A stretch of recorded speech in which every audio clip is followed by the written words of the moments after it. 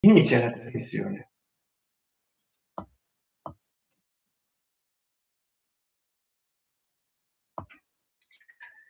Your Santen Chan, your YouTuber, your Italian YouTuber, it's near you on live for another live streaming. Cari amiche ed amici, come mi rompono le scatole tutti i programmi che saltano al primo piano e poi non si possono chiudere quando io sto facendo la live. Porca miseria. Oh. Accendo il computer e tutti i programmi si ricordano di scocciarmi quando io accendo il computer. Non ho analizzato il computer, che lo devo risettare. Allora, come vi trovate oggi? Come state questo mercoledì? Io spero benissimo. Poi mi sono messo elegante perché, come sempre, non so di cosa parlare quando faccio le live. Conto con la partecipazione del pubblico, ma poi gli argomenti strada facendo li trovo. Per esempio, in questi giorni stavo riflettendo su un tema che ha trattato Serafino Massoni, sul buddismo, su come sia cambiato, evolvendo il buddismo nel tempo, ma che il buddismo originario era differente. Per esempio, nel buddismo parlano di anatman. Buddha diceva che ci abbiamo un anatma. Atma in indù è l'equivalente più o meno di anima. Quindi i buddisti abbiamo una non anima. Come riesce a reincarnarsi, a trasmigrare di reincarnazione in reincarnazione una non anima? Perché gli aggregati skanda per gli indù non hanno a che fare con l'anima, l'anima li trascende. Invece per il buddismo la non anima non è un'assenza di anima, ma un qualche cosa che non si può definire come anima, è il risultato del composto degli aggregati psicofisici. Quindi una volta che uno muore, che si disgregano gli aggregati psicofisici, dove va a finire l'anima? Perché per i buddisti esiste una non anima, cioè né esiste l'anima né non esiste, esiste una non anima, anatma, che an negativo, quindi an atma, non anima, esiste fin quando esistono gli skanda o aggregati elementari psicofisici. Quando si dissolvono dovrebbe pure scomparire questa non anima. Quindi cosa migra, cosa non migra, cosa si rincarna? Hi Gok An, thank you very much for your like. I am proud to see you again.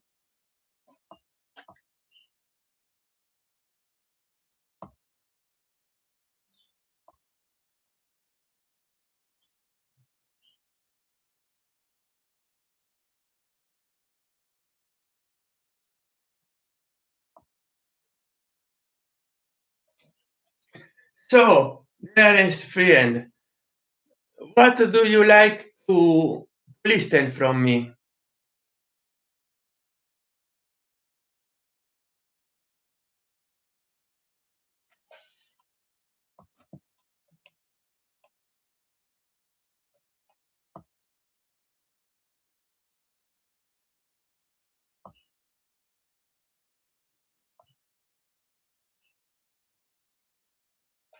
Ah, I have problem with Google Brownsware.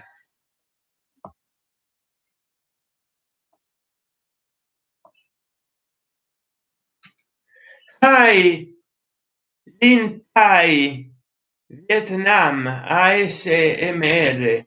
Hi, how are you?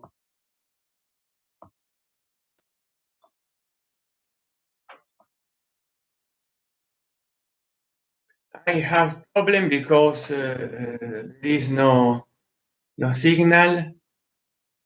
Uh,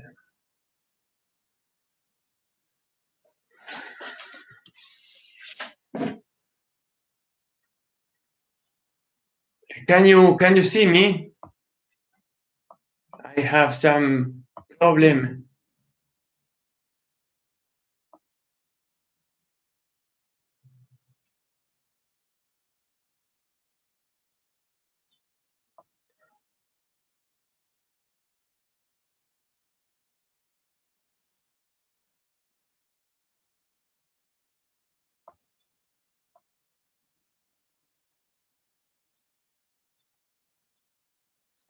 Well, I can't see myself on the video, but I can appreciate your chat. So I hope someone can see me in this moment, because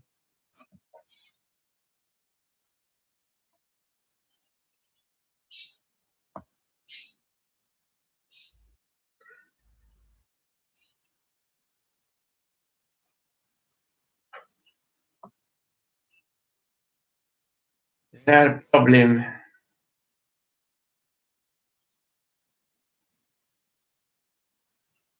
with the visualization of my own images. Però dicevo, a parte questo inconveniente che è venuto, non so perché ah, ecco, adesso mi vedo. È venuto questo inconveniente. Vabbè, ogni tanto ho problemi a guardarmi, allora penso che non trasmetta.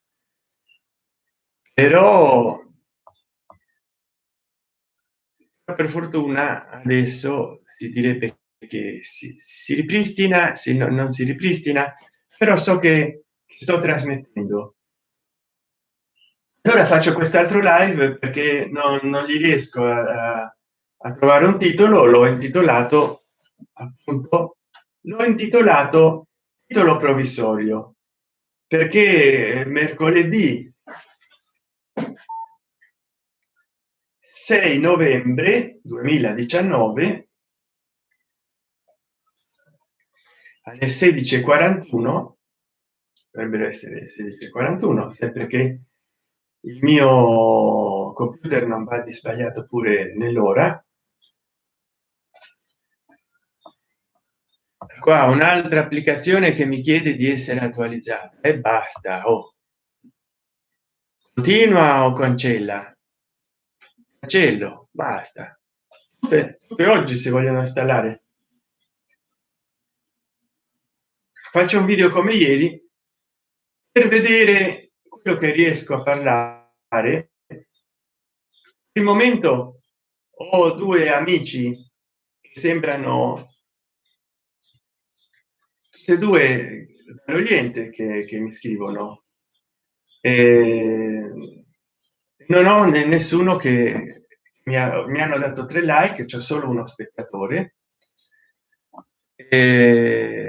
Non so chi sia rimasto attivo a seguirmi.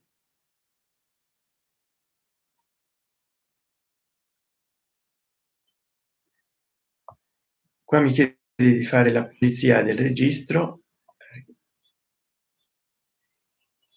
diciamo di sì.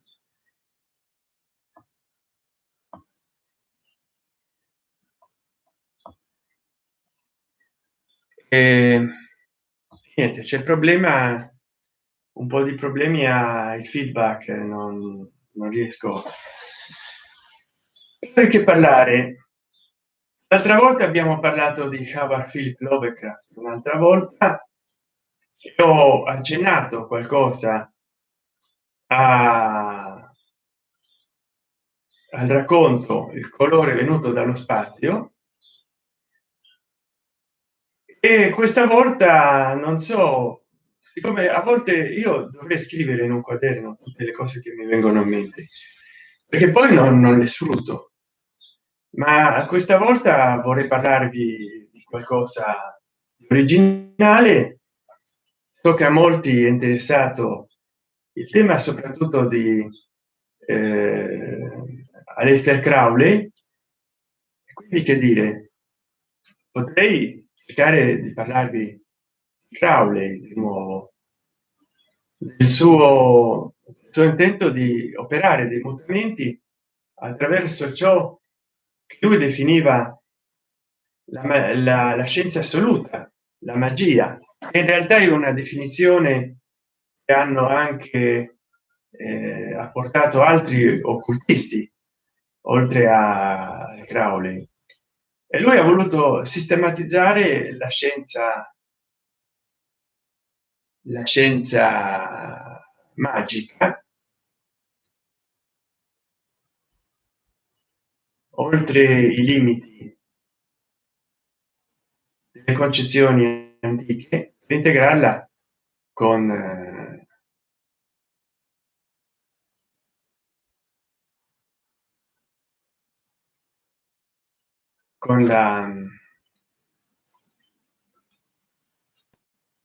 magia, le scienze moderne.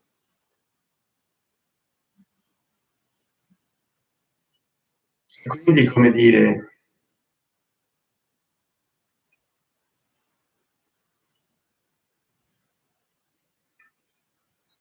questo è un argomento che ha interessato a molte persone, anche perché sono molti misteri e molte cose rare intorno alla vita di Aleister Crowley, molti enigmi indecifrati, indecifrabili,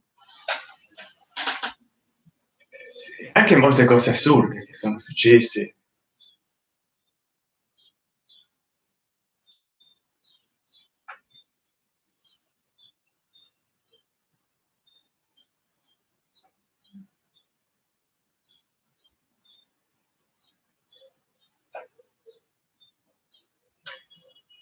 E molti credono che siano delle cose inspiegabili, molti altri invece pensano che siano stati dei gesti folli sconsiderati.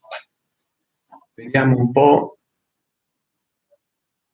Ah, ecco, si è recuperata l'immagine, anche se non del tutto bene,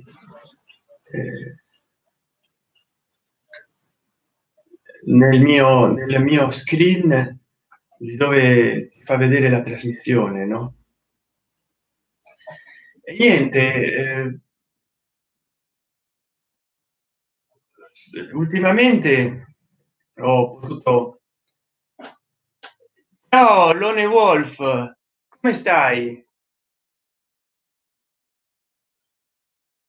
Dicevo che il live, che non so se ho fatto ieri o l'altro ieri, i giorni passano. Grazie. Lone Wolf mi dice, Lone Wolf 74, che oggi sono molto elegante. Mi sono messo elegante, sì, sto bene, grazie. Ciao Cinzia, mi sono messo così elegante perché ho avuto il tempo di fare una live, e poi titolo provvisorio perché non so esattamente di cosa parlare. Volevo fare un riepilogo degli argomenti trattati nell'ultimo live, tanto per cambiare, che ho visto che è stato seguito da molte persone, molte più rispetto alla media. Ha avuto una media superiore. Facciamo un liceo scientifico, e quindi ho visto come Lovecraft e Howard Philip Lovecraft e Aleister Crowley interessino a molte persone. Cinzia SC San parla argomento fantasmi, credi? Io personalmente non credo nei fantasmi. magari sono delle proiezioni della nostra coscienza nel mondo fenomenico. Buddha diceva che noi non abbiamo né un'anima in indù, atma, ma neanche che non abbiamo un'anima. Ciò che abbiamo è un composto di aggregati, gli skanda per gli indù, che formano l'anatma, cioè la non anima. Abbiamo una non anima, si deve definire con una formula negativa, con una negazione, e non si può affermare che sia qualcosa, che giustamente ha una natura intrinseca, non estrinseca, non propria, ma è la somma degli aggregati psicofisici che formano la nostra coscienza.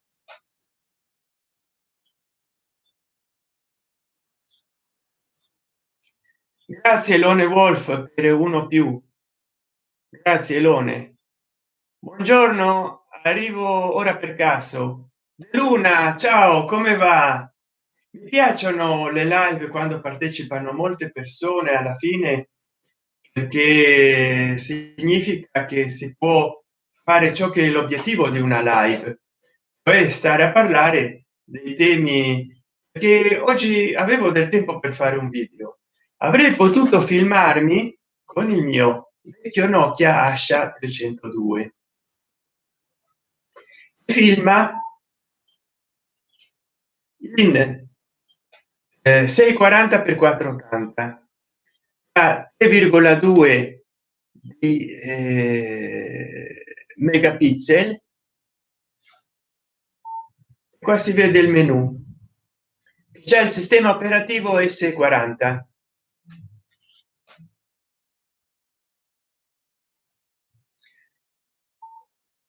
che mi si è rotta la filmatrice e YouTube non mi paga, quindi mi raccomando a tutti voi e tutte voi che fate parte della mia community di aggregare persone in modo che YouTube prenda in considerazione il mio canale, il nostro canale. Ciao Baby the King, ciao amico mio, come stai Baby the King? Ma ad esempio ci sono gruppi che registrano con degli strumenti adatti l'energia di entità. Io sono andato a vedere uno di questi apparecchi in internet,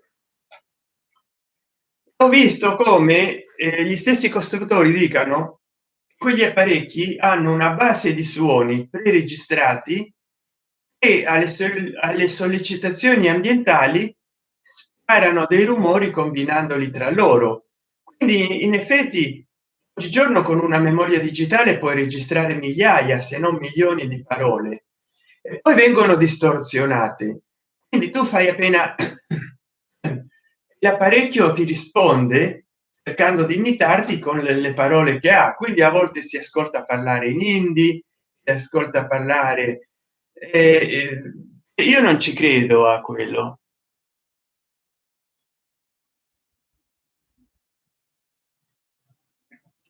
Non è vuol 74, ti ricordi di me? Certo che mi ricordo. Per esempio io da piccolo avevo 6 8 anni, in un viaggio a Londra i miei genitori mi hanno comprato un apparecchietto che sembrava tipo Marconisti, no, con il microfono da mano nero, c'aveva delle levette che tu potevi cambiare ma non servivano a niente. Era un apparecchietto che era un gadget, un giocattolo della serie televisiva UFO. Voi cercate in YouTube UFO, che le donne portavano una parrucca sintetica per evitare l'elettricità statica nello spazio, color rosa, azzurro. Bene, io parlavo a questo apparecchietto schiacciando un bottone, si sentiva persino il gracchiare della elettricità statica. Allora qualsiasi cosa io dicessi in italiano mi rispondevano in inglese, o a volte chiamava addirittura la radio quando stava accesa. Mayday, Mayday, it's a UFO, a UFO, a ore 9. Allora io ho scoperto era un dischetto registrato come quelle bamboline che ridono, piangono, no, la vacca che faceva mu. E io parlavo quando scioglievo il bottone attiva una delle registrazioni. Ok, che facciamo? Ma era tutto registrato in alcuni dischetti piccolini, quelli di plastico piccoli, delle bambole. De Luna, preferisco i fuochi d'artificio.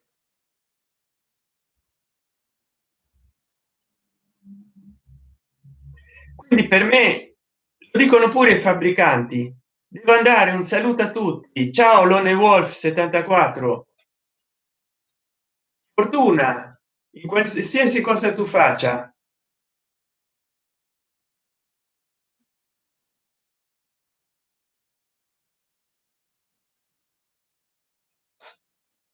Quindi tu San non credi all'esistenza dello spirito? Credo. Beh, sono sempre stato un borghese laico razionalista agnostico. Non precludo nessuna possibilità dell'essere, anche perché non se ne può avere coscienza diretta, però non mi sento di affermare nulla in merito.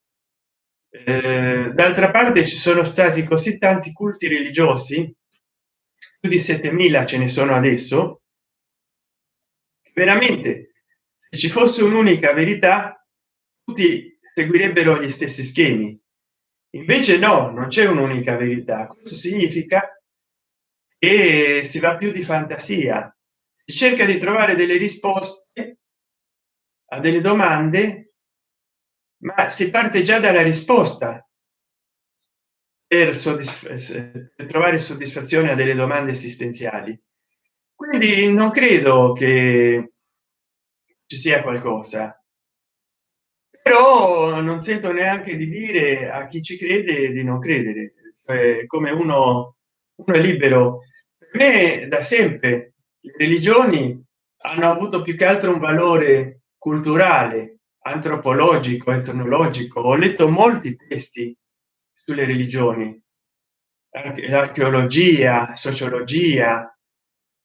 Quindi per me le religioni hanno valore culturale, letterario. Davide King torna in ufficio, pausa finita, un abbraccio a tutti. Ciao Davide King. E quando poi dall'ufficio nella pausa guardati nello smart tv i miei video, così, oppure comparti la visualizzazione dei miei video con i tuoi colleghi Davide King, così mi sponsorizzi un po', magari inizieranno anche i tuoi colleghi a guardarmi, perché sono disoccupato e mi piacerebbe che YouTube mi ridia non solo le monetizzazioni ma anche del denaro. Fai vedere Baby the King i miei video più visti. Inzia SC, hello de. Ciao Baby.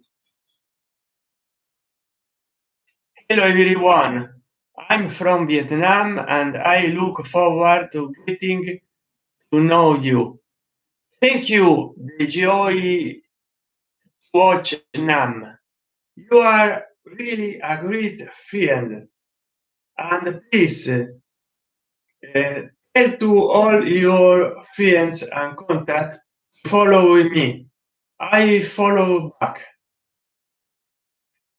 Certo, lo faccio con vero piacere, dice Baby the King. Un abbraccio anche a te, caro amico, e buon lavoro. Non ti chiedo, stai in ufficio, cosa fai, perché non vorrei essere indiscreto. Così lo licenziano. Ah, ah, ah, scherzo, dice la nostra amica De Luna. E magari sì, bisogna vedere che video fa vedere, se lo fa vedere al principale. Ehm,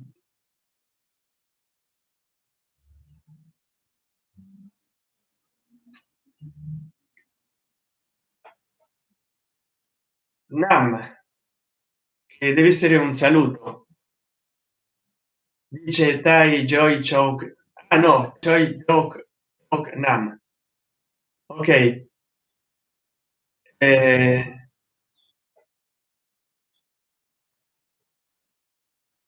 allora dicevo, ieri ho trattato tematiche spirituali,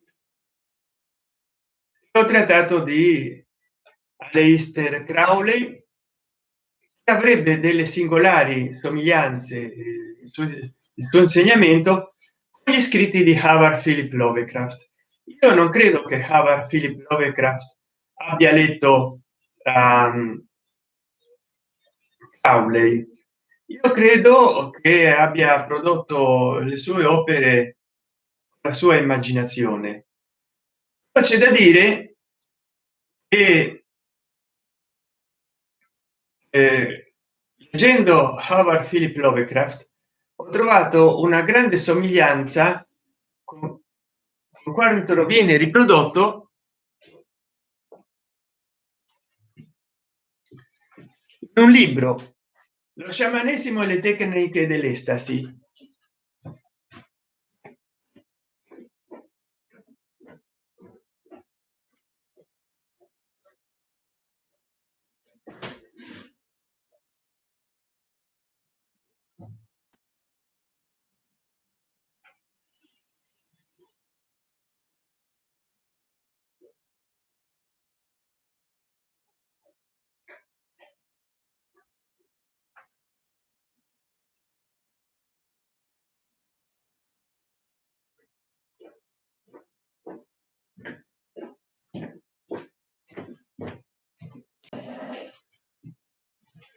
Questo è stato uno dei miei primi libri che ho letto ai 16 anni, Lo sciamanesimo e tecniche dell'estasi di Mircea Eliade, e narra come gli sciamani siberiani e del resto del mondo mettessero in comunicazione gli uomini, gli spiriti della natura, gli spiriti intermediari. E quindi se tu leggi, se voi leggete le opere di Howard Philip Lovecraft, che hanno un trasfondo sciamanico, l'epifania, la rivelazione fina è mostruosa, perché gli dei o gli spiriti di cui parla Lovecraft sono degli spiriti terrificanti, terribili, come alcuni dei del tantrismo buddista indù, che rappresentano i lati oscuri dell'anima umana.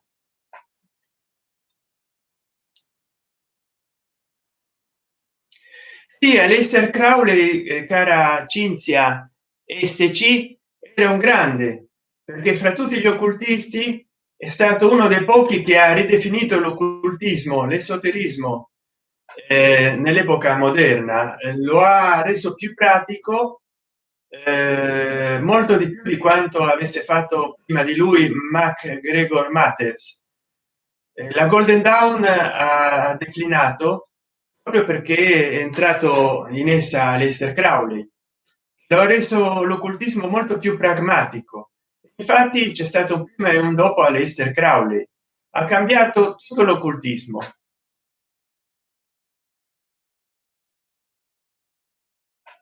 Sì, tipo la Pachamama. Allora se tu leggi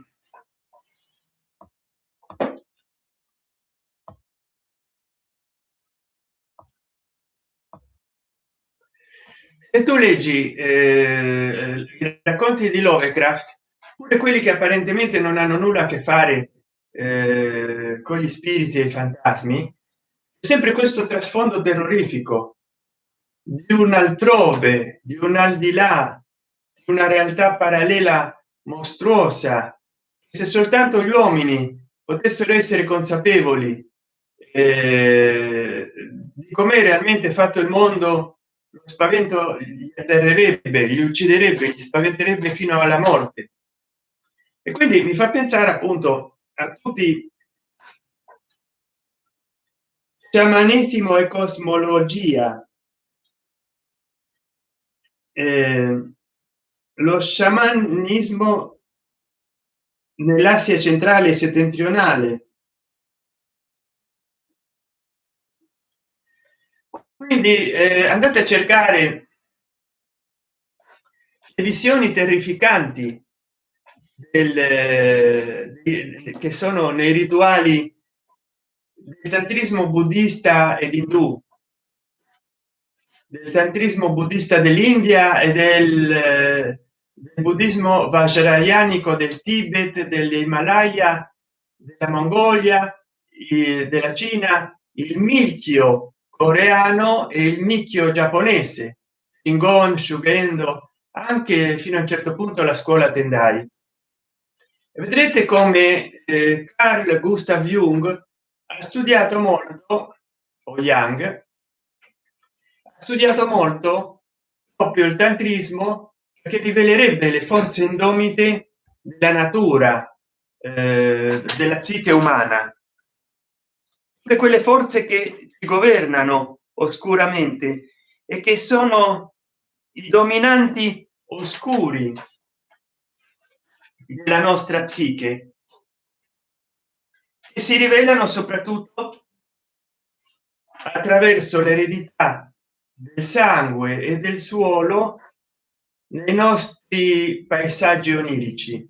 Quindi purtroppo Howard Philip Lovecraft non è stato potuto, non lo ha potuto analizzare, psicoanalizzare Jung, altrimenti chissà che ci trovava nelle sue opere.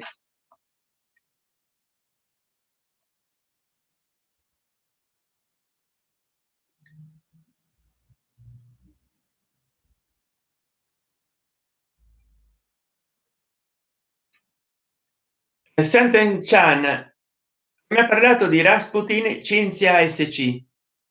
Luna, no grazie, mi bastano già i vivi. Luna, intendo come mostri.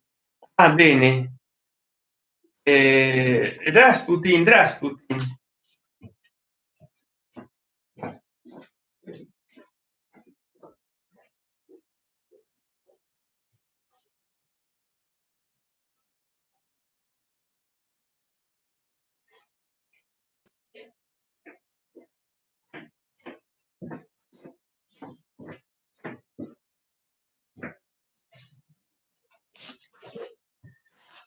Eccolo qua il nostro Rasputin. Questo è un libro che non leggo dall'82-83.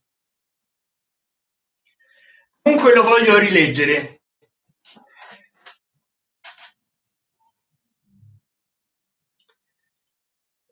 Cinzia SC, io ho letto Milarepa che trasuda magia nera, bellissimo. Sì, sì, infatti Milarepa da giovane praticò la magia nera perché la madre si voleva vendicare di tutte le persone che avevano rovinato la loro famiglia, gli hanno diseredati, gli hanno tolto tutto.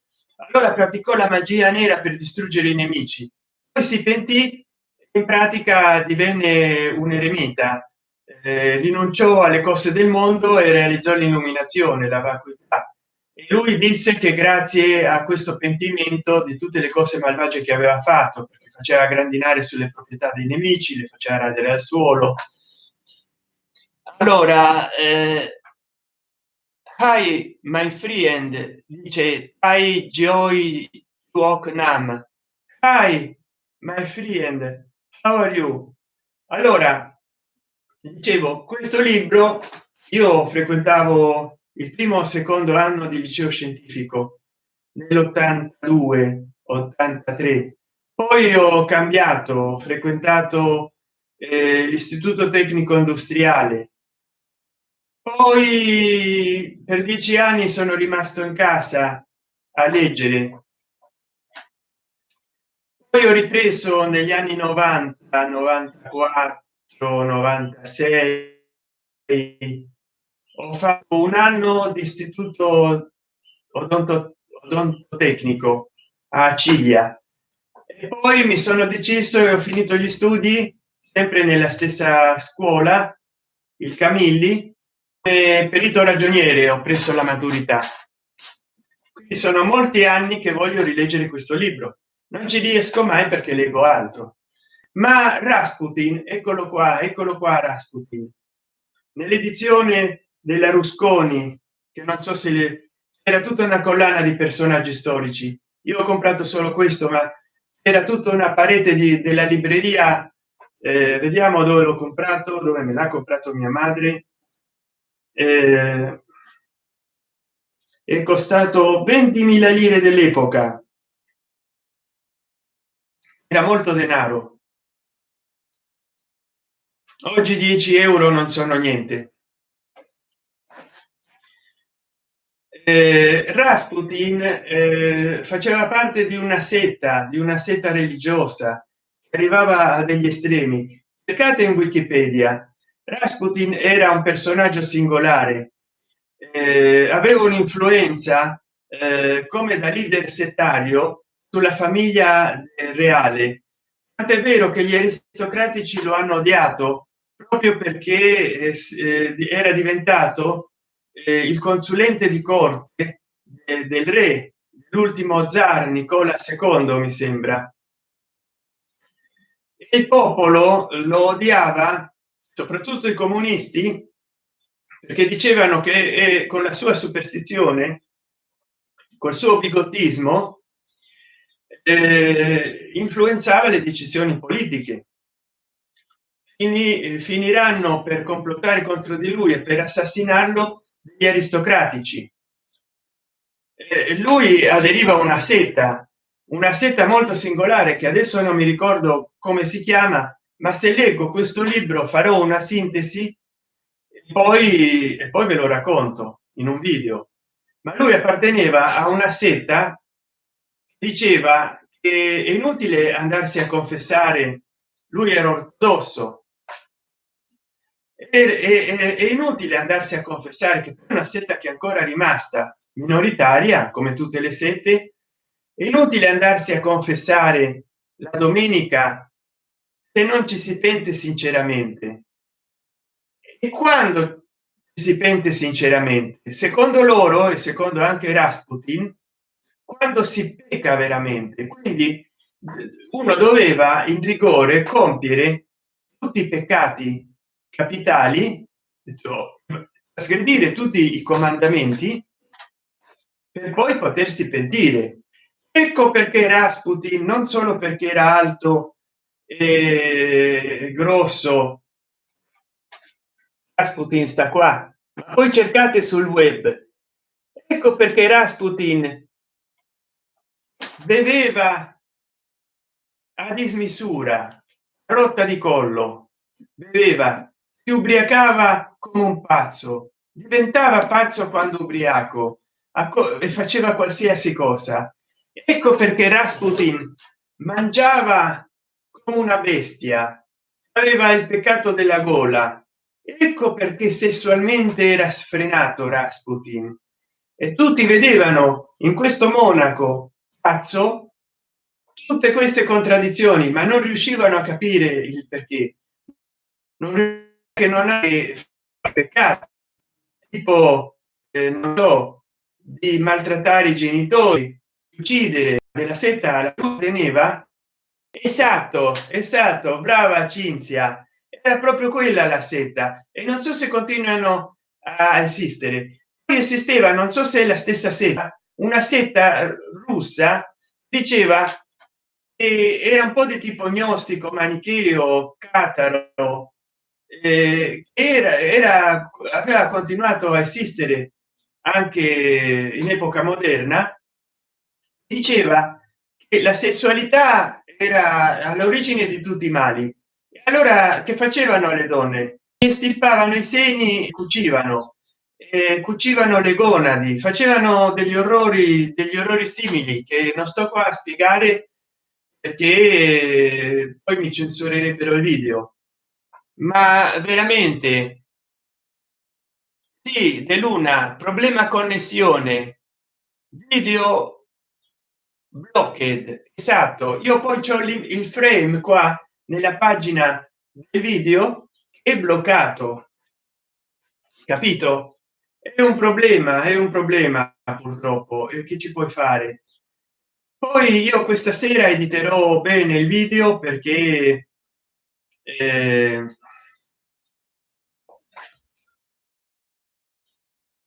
perché voglio dargli un titolo. Adesso so che ho parlato di Rasputin verso la fine, e ho parlato di nuovo di Howard Philip Lovecraft e di eh,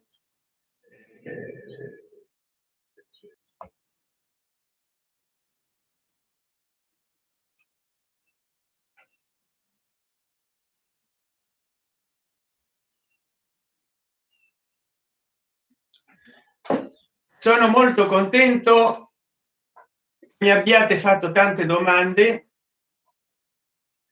però veramente qualcosa da fare e penso anche voi.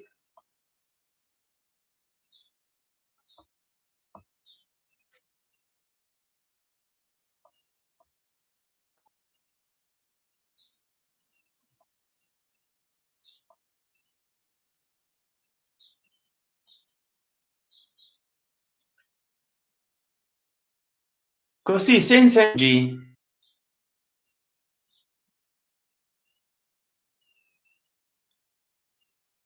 Quando mettete un like, scrivete like ai miei video, guardatelo per più di 30 secondi il mio video, perché altrimenti lo manda in spam il commentario.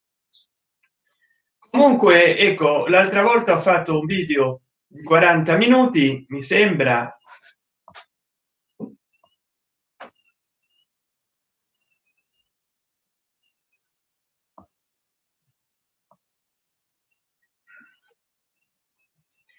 E adesso pure faccio un video così, cari amiche e cari amici, perché è stato un video, l'altra volta l'ho fatto, vediamo quanti, 41 minuti, e adesso sono già 42 minuti e 43 minuti. L'altra volta erano 41 minuti e 17. Però Cinzia SC, anche di G-Roll sarebbe bello parlare. Sì, purtroppo io non ho letto nulla di lui. Beh, potrei parlare di quello che ho letto in internet, però ho letto di Gurdjieff, George Ivanovich Gurdjieff, e di Carl Gustav Jung. Se ti può interessare parlerò di loro. Naturalmente cercherò di fare dei brevi video monotematici in modo che naturalmente possa io sfruttare di più questi argomenti. Ma adesso che tu mi hai dato lo spunto di parlare di altri autori, cara Cinzia, parlerò di Gurdjieff, perché Gurdjieff mi fa ritornare in mente un cantante che io ho tanto amato, un cantautore, e che sto riascoltando ultimamente, il nostro carissimo Franco Battiato. Si è sempre ispirato a Gurdjieff, soprattutto per esempio è presente il cerca in internet bandiera bianca, e quando vedrai Battiato ballare vedrai che sta raffigurando le danze del Vichy che rappresentava Gurdjieff. Poi c'è anche un amore o mi innamoro, eh, eh, lui balla se tutto dinoccolato, ma in realtà è una danza di Gurdjieff. Quindi nei suoi video, soprattutto degli anni 70 80, Battiato rappresenta le danze di Gurdjieff adattate agli occidentali. Quindi parlerò di Battiato quando parlerò di Gurdjieff, perché realmente lui si è ispirato molto nei testi. Ci sono molte canzoni delle quali vorrei parlare, ma non mi ricordo la canzone, il brano musicale o il video, però lui ha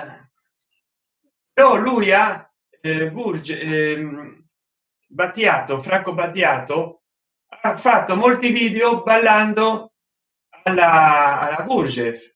Quindi quando parlerò, dicevo, perché se era qua c'avevo la segnale di wifi sospeso, quando parlerò di Gurdjieff parlerò qualcosa di Battiato. Vediamo se riuscirò a identificare la corrispondenza di alcuni suoi video con gli insegnamenti di Gurdjieff. Ma di Gurdjieff ho letto abbastanza, soprattutto ho letto la quarta via di Ouspensky, che è stato un discepolo di Gurdjieff. eh, Poi incontri con uomini straordinari di Gurdjieff, eccetera eccetera. Poi anche Paolo Coelho non tutti lo sanno, ma lui lo ha dichiarato in molte interviste, cercate in internet, di aver avuto un'infanzia oscura, un'adolescenza oscura, segnata dal suo interesse per l'occultismo. Quindi si è occupato di Aleister Crowley. Infatti, se leggete con attenzione un suo libro, il pellegrino a Santiago, in realtà il suo titolo originale era, forse ha cambiato l'opera, Diario di un mago, e sono descritte delle ritualità che non appartengono al cattolicesimo, sebbene faccia il pellegrinaggio di Santiago di Compostela. E poi un'altra cosa, che in quel libro il pellegrino o il pellegrino di Santiago di Compostela, lui parla di essere appartenuto a un ordine cattolico ram esoterico. Ebbene, i cattolici non hanno nessun ordine esoterico ram. Allora vi lascio, ciao.